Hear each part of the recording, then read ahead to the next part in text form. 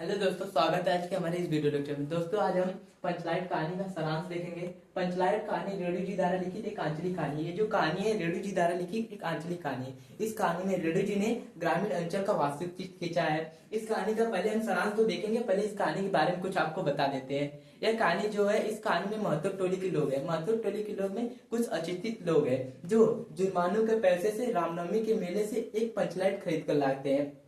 पंचलाइट आते ही टोली के लोग में एक अलग सी उत्सुकता आ जाती है तथा टोली के सभी बच्चे आ जाते हैं और पंचलाइट को देखने के लिए बच्चे बूढ़े सब लोग आ जाते हैं तथा पंचलाइट के इसी खुशी में उन लोग कीर्तन का आयोजन करते हैं। वो लोग। और तभी समस्या ये उठती है कि पंचलाइट जलाएगा कौन, क्योंकि गांव के सीधे साधे लोग पंचलाइट जलाना भी नहीं जानते हैं। तभी गुलरी काकी की बेटी मुनरी है, जो वो जानती थी कि गोधन को पंचलाइट जलाना आता है। गोधन जो था वह मुनरी से प्रेम करता था और वह जानती थी कि गोधन को पंचलाइट चलाना आता है। यह बात मुनरी ने अपनी सहेली कनेली को बताई तथा कनेली ने यह बात सरदार तक पहुंचाई। सरदार और पंचों ने मिलकर एक फैसला किया कि गोधन को बुलाया जाए। गोधन को बुलाने के लिए छड़ी द्वार गए, परंतु गोधन नहीं आया। तब गुलरी काकी गई और गोधन को मना कर लेके आई। गोधन आया। गोधन पंचलाइट को जलाने के लिए स्प्रिट मांगा, परंतु स्प्रिट के अभाव में उसने नारियल के तेल से पंचलाइट को जला दिया। पंचलाइट जलते ही टोली के लोगों में एक अलग सी उत्सुकता आ गई तथा कीर्तनिया लोग महावीर स्वामी की जय ध्वनि लगाए और कीर्तन प्रारंभ हुआ। पंचों ने खुश होकर गोधन के सातों खून माफ कर दिए और बोले, खूब गाओ सलीमा का गाना। इसी खुशी पर गुलरी काकी गोधन को अपने यहाँ खाना पर बुलाती है तथा गोधन बहुत खुश होता है।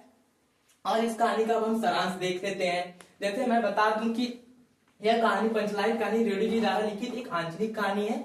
इस कहानी में रेणु जी ने ग्रामीण अंचल का वास्तविक चित्र खींचा है। इस कहानी का सारांश यह है कि इस कहानी में महतो टोली में गांव के कुछ अशिक्षित लोग रहते थे। उन्होंने जुर्मानों के पैसे से रामनवमी के मेले से एक पेट्रोमैक्स खरीदा। जो अभी आपको मैंने बताया कि वो लोग रामनवमी के मेले से एक पेट्रोमैक्स खरीदे, वही सब लिखा है, बस शॉर्ट फॉर्म में लिख दिया गया है। आप लोग देखिए, पंचलाइट खरीदने के बाद जो 10 रुपए बच गए थे उससे पूजा की सामग्री आ गई। टोली के सभी लोग पंचलाइट देखने के लिए बहुत उत्सुक थे। इस खुशी में कीर्तन का आयोजन किया गया।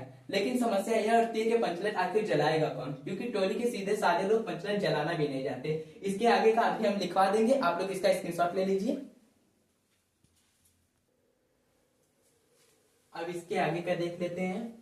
लेकिन गुलरी काकी की बेटी मुनरी, जो गोधन से प्रेम करती थी, उसे पता था कि गोधन को पंचलाइट जलाना आता है, लेकिन पंचायत ने गोधन का हुक्का पानी बंद कर रखा था। मुनरी ने यह बात अपनी सहेली कनेली को बताई तथा कनेली ने यह बात सरदार को बताई कि गोधन को पंचलाइट जलाना आता है।